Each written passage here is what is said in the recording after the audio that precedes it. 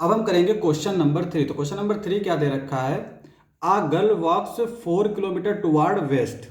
देखो, जब भी हम लोग डायरेक्शन बनाते हैं तो उसमें नॉर्थ जो है वो हम लोग ऊपर रखते हैं, और ये हो गया साउथ, ये हो गया वेस्ट, और ये हो गया ईस्ट। हम मान लेते हैं कि गर्ल जो है वो इस वक्त यहाँ पे है, तो कह रहा है कि 4 किलोमीटर वेस्ट की तरफ चलती है। तो यहाँ पे ये 4 किलोमीटर वेस्ट की तरफ हम मान लेते हैं, यहाँ पर आके 4 किलोमीटर हो गया। ठीक है, ये ओरिजिन ओ मान लेते हैं, इसको हम लोग मान लेते हैं ए। तो ये 4 किलोमीटर हो गया।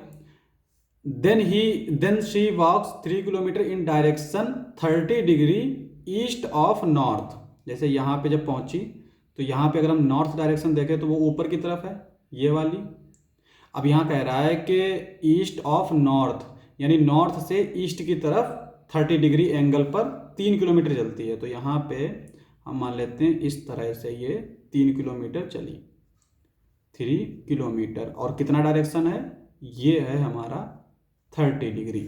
अब अगर ये 30 डिग्री है तो ये वाला एंगल कितना हो जाएगा, क्योंकि ये पूरा होगा 90 डिग्री, 90 में से 30 गया 60 डिग्री, तो ये हो गया 60 डिग्री। इसको मान लेते हैं बी पॉइंट।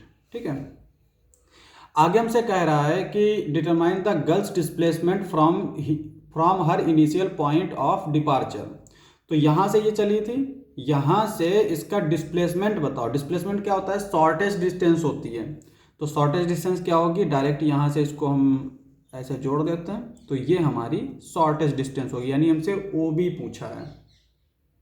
अब यहाँ पे जो जो चीज़ें दे रखी हैं उसका इस्तेमाल करके हम कुछ वेक्टर्स लिख लेते हैं। जैसे यहाँ पे अगर हम ओ ए की बात करें तो ओ ए हमारा वेक्टर क्या होगा, माइनस का 4i। आई क्यों है एक्स एक्सिस पे, और माइनस क्यों है, क्योंकि ये निगेटिव डायरेक्शन की तरफ जा रहा है। ठीक है, उसके अलावा एक चीज़ हम जानते हैं कि अगर कोई भी वेक्टर है, रैंडम वेक्टर, तो उसके जो कंपोनेंट्स होते हैं वो एक्स एक्सिस पे भी होते हैं और वाई एक्सिस पे भी होते हैं।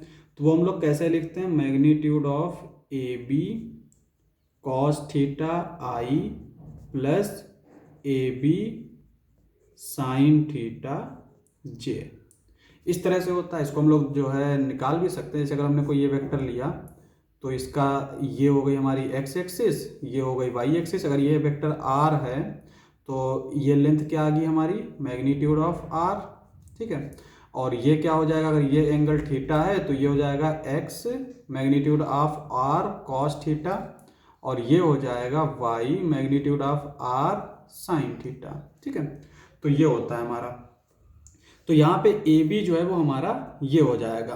अब यहाँ पे मैग्नीट्यूड ऑफ ए बी कितना दे रखा है, यानी ये लेंथ कितनी दे रखी है 3 किलोमीटर, और एंगल कितना दे रखा है, एंगल हम लोग ये वाला लेते हैं यानी 60 डिग्री। तो cos 60, और cos 60 होता है हमारा 1/2, और साथ में ये i प्लस ये हो जाएगा हमारा 3, और साइन 60 कितना होता है √3/2, और ये हो जाएगा j।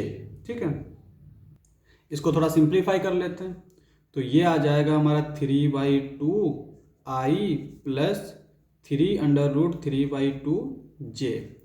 अब यहाँ पे अगर हम डिस्प्लेसमेंट निकालें तो हमें चूंकि निकालना क्या है, ओ बी चाहिए है, तो ओ बी जो है वो हमारा किसके इक्वल होगा, यहाँ पे ओ बी जो है ये इक्वल हो जाएगा, क्या आएगा, O A minus O A plus A B. ठीक है, ये plus this is equal to this. ठीक है, तो O B is equal to आ गया O A plus A B. ओ ए कितना दे रखा है, माइनस का 4i प्लस ए बी हमने अभी निकाला 3/2i प्लस 3√3/2 j। और यहाँ पे i वाले कंपोनेंट को सॉल्व कर लेते हैं, तो ये हो जाएगा हमारा 3/2 माइनस 4i प्लस 3√3/2 j। और इसको थोड़ा सा कैलकुलेट कर लेते हैं, तो ये हो जाएगा 2 4 जा 8, माइनस का 8 और ये प्लस का 3, तो सब्ट्रैक्ट करेंगे तो ऊपर आएगा -5/2 i प्लस 3√3/2 j। तो ये आ गया हमारा इसका डिस्प्लेसमेंट। और चूंकि डिस्प्लेसमेंट हमारी वेक्टर क्वांटिटी होती है तो इसीलिए हम इसको वेक्टर फॉर्म में लिखेंगे, क्योंकि हमसे इसमें क्वेश्चन में पूछा है गर्ल्स डिस्प्लेसमेंट, डिस्प्लेसमेंट पूछा इसलिए वेक्टर फॉर्म में लिखेंगे। अगर वो पूछता शॉर्टेस्ट डिस्टेंस तो हम इसका मैग्नीट्यूड लिखते हैं, ठीक है, लेकिन उसने डिस्प्लेसमेंट पूछा है तो यही हमारा आंसर हो जाएगा।